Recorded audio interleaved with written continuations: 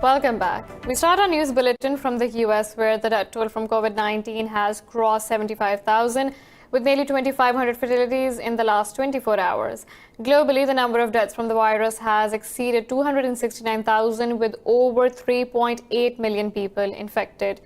Further details in this report. Almost all countries are lifting some restrictions as experts warn of a second wave of COVID-19 cases. Many state governors across the US are disregarding White House guidelines for safely easing lockdown and letting businesses reopen. New York State has extended relief for the citizen on rent payment to encourage compliance with stay-at-home orders. We did by executive order that I issued, a moratorium on residential or commercial evictions. You cannot be evicted for non-payment of rent related to this COVID situation. And that went through June. So nobody has been and nobody can be evicted through June, either residential or commercial. In Russia, the number of coronavirus cases is now overtaking that of France and Germany, making it the fifth highest total. Moscow says the next phase of lockdown easing will depend on how strictly people will abide by the self-isolation rules. In Europe, the hard-hit UK will announce its plans on Sunday, but French Prime Minister says the country is ready to start unwinding its coronavirus lockdown from Monday. Peut-être engagé ce lundi. Given the health information recorded in recent days, the progressive lifting of lockdown restrictions can begin this Monday, May 11th. It's a new stage in the fight against the pandemic. It's a good news for France, for the French people. Nous allons débuter lundi prochain. Health authorities in several Arab countries say the number of cases and deaths from the disease has been rising. Meanwhile, Australia says it will ease social distancing restrictions in 4-week increments as the country starts returning to normal. Meanwhile, Pakistan has recorded its highest number of new coronavirus infections in a single day as 1,764 people tested positive. 35 more people have died over the last 24 hours, with 594 deaths in total. The Health Ministry says the total number of cases stands at 25,837.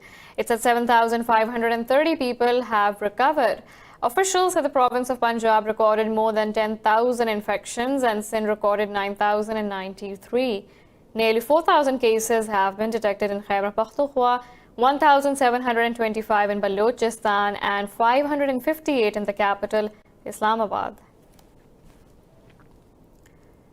Chinese and US trade representatives say good progress is being made on creating the governmental infrastructures necessary to make the Phase 1 agreement a success. In a phone call, chief negotiators agreed in spite of the current pandemic, both countries fully expect to meet their obligations in a timely manner.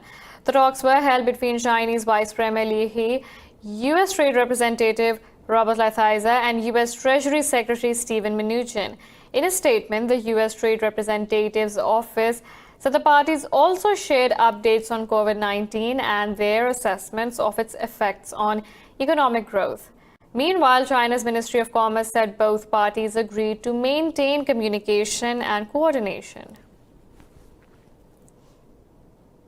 Now, US President Donald Trump says Washington and Moscow must avoid a costly arms race.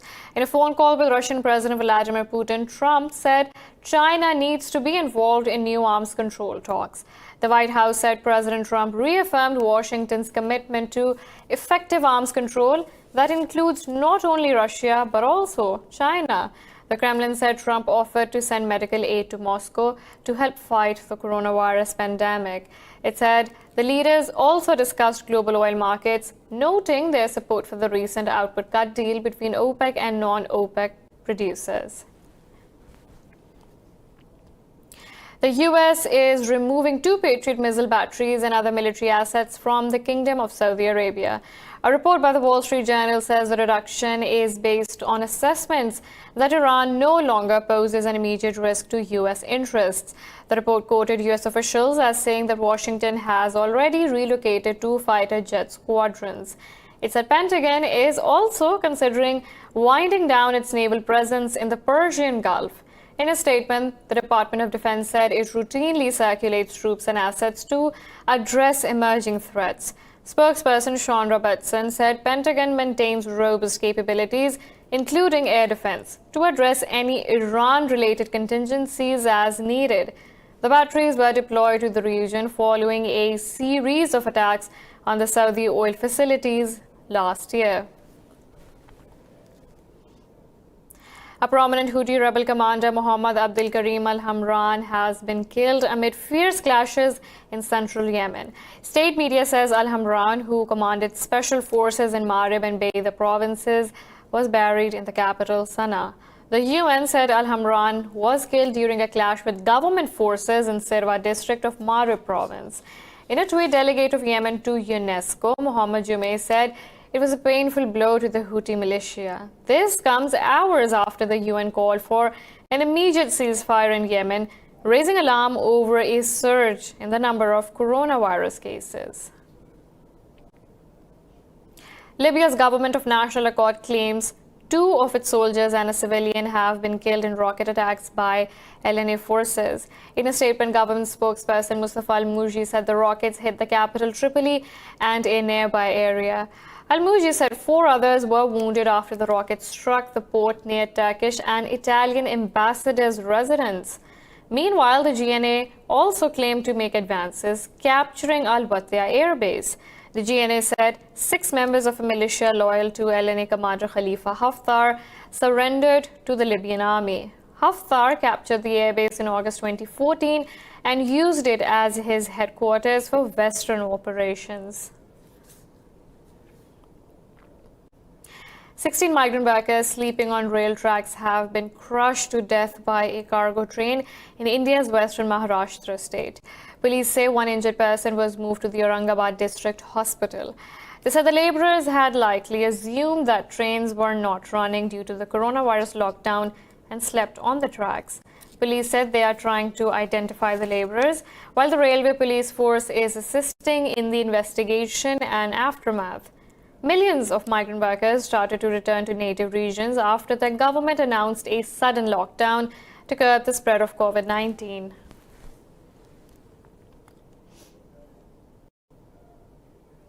More than a third of coronavirus cases in Afghanistan's capital, Kabul, have been among doctors and other healthcare staff. Health officials say the reason of that is lack of protective equipment for medics and awareness among some medical staff. Officials said at least 13 doctors have died in different parts of the country so far. Government said the total of 925 confirmed cases in Kabul includes 346 medical staff. The high rate of infection among healthcare workers has sparked alarm among medics, and some doctors have closed their clinics. Only a few people with symptoms of high fever and respiratory problems are being tested in Afghanistan because of a shortage of testing kits. Japan has approved Gilead's remdesivir as a treatment for COVID-19, making it country's first officially authorized drug to tackle the disease. Japan reached the decision just 3 days after the U.S. drug maker filed for fast-track approval for the treatment. At a briefing, a health ministry official said so far there has been no coronavirus medicine available, so it is a significant step to approve the drug. He said remdesivir will be given to patients with severe COVID-19 symptoms. Last week, the U.S. Food and Drug Administration also authorized remdesivir for emergency use against the coronavirus. The World Health Organization said 83,000 to 200,000 people in Africa can die from the coronavirus without effective measures. In a statement, the global health body said 29 million to 44 million people can become infected in the first year of the pandemic. The organization said its research, which is based on prediction modeling, looks at 47 countries in the African region with a total population of 1 billion. It said smaller African countries alongside Algeria, South Africa, and Cameroon are at a high risk if containment measures are not prioritized. Africa Centers for Disease Control and Prevention said the total number of COVID-19 cases in the continent has crossed 51,000. The UN has warned that the world is facing double pandemic as mega famines can result in disasters of biblical proportions. UN World Food Programme says crisis is at the doorstep if enough funds are not pledged to combat ripple effects of COVID-19.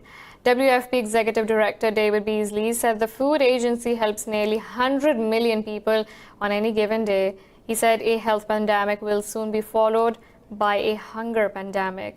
He said before COVID-19, 135 million people were already on the brink of starvation. The UN has also more than tripled its funds appeal to $6.7 billion to help vulnerable countries fight COVID-19.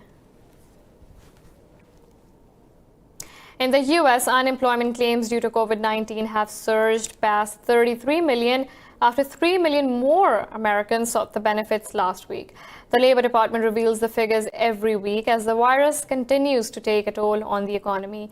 The report said the total number of jobless claims since mid-March is equivalent to 20% of total US workforce. The number of claims has fallen for 5 straight weeks since hitting a peak of nearly 7 million in April. The alarming figure comes just 2 months after US unemployment rate reached a 50-year low of just 3.5%. We're taking a short break, but stay tuned for more news.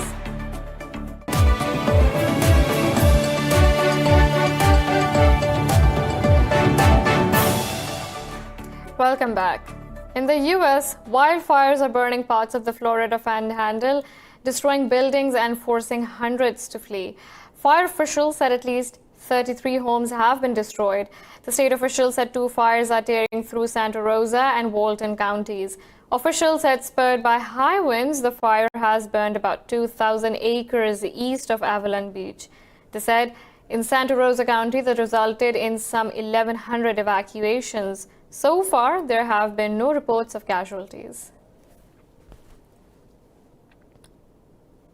In India, at least 11 people have been killed by a gas leak at a chemical plant in the southern state of Andhra Pradesh, with about 800 others taken to hospital. This has revived memories of the 1984 Bhopal gas leak, which resulted in the deaths of thousands of Indians. Further details in this report.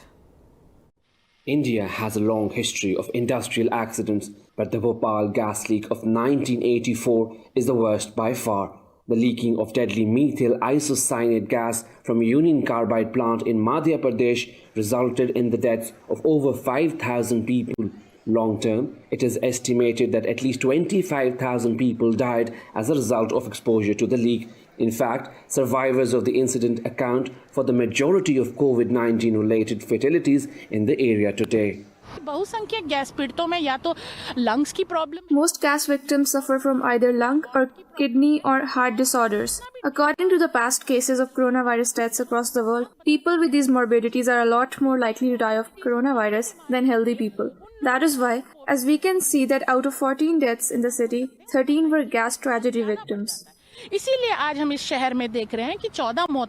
Now there's been similar incident at polyester factory in the state of Andhra Pradesh. Official says 11 people have died and over 300 hospitalized, with 1,500 needing to be evacuated from the area. I also underline that we will be there till that leakage is totally plugged, and other measures to neutralize the entire chemical situation there is also being taken.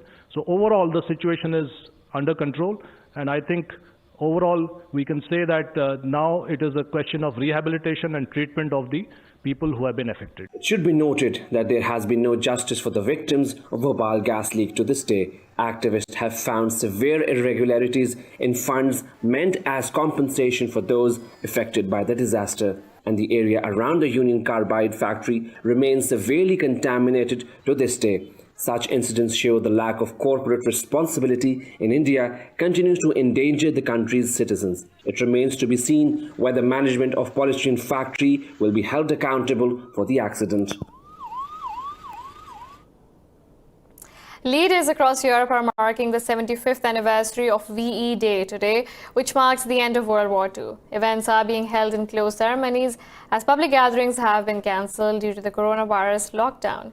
To mark the occasion, President Macron will lay a wreath at the tomb of the unknown soldiers in Paris, while German Chancellor Angela Merkel will also lead a ceremony at Germany's Central War Memorial. In the UK, Prince of Wales and the Duchess of Cornwall will lead a 2-minute silence, followed by an address from the Queen. A similar celebration, known as Victory Day, is held on May 9th in several former Soviet countries, including Russia, Ukraine, and Belarus.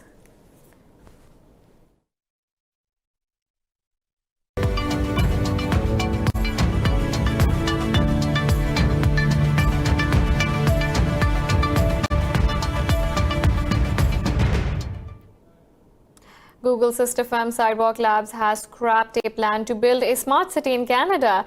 It cited complications caused by the coronavirus pandemic. Chief Executive Dan Doctoroff blamed unprecedented economic uncertainty for abandoning the plan. The vision of the project was to have a city full of technology, from self-driving cars to innovative ways of collecting garbage. The buildings were to be sustainable and built in radical new ways, and cycle lanes were to be heated. Core parts of the plan were developed together with Waterfront Toronto to build a truly inclusive, sustainable community. Reacting to this announcement, Waterfront Toronto said this is not the outcome they hoped for, but appreciated Sidewalk Labs for its vision and effort.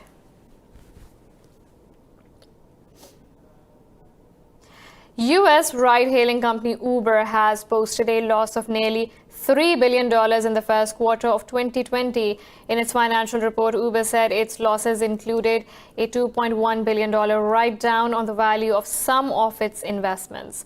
Uber's revenue posted a growth of 14% year-over-year to over $3.5 billion.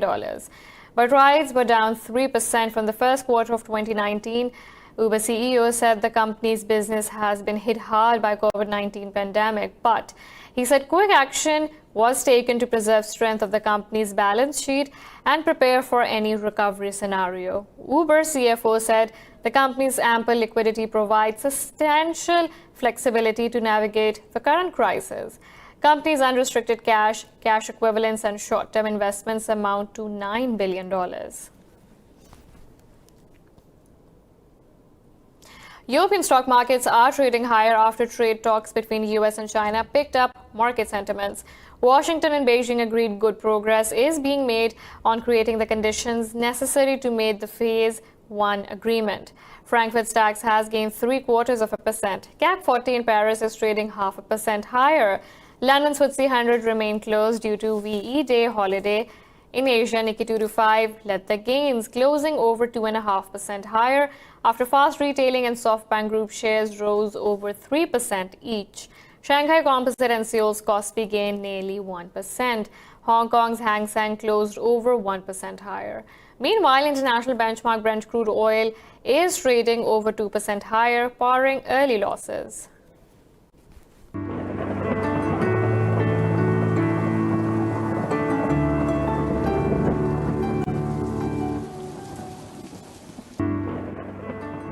Now let's look at the weather from around the globe.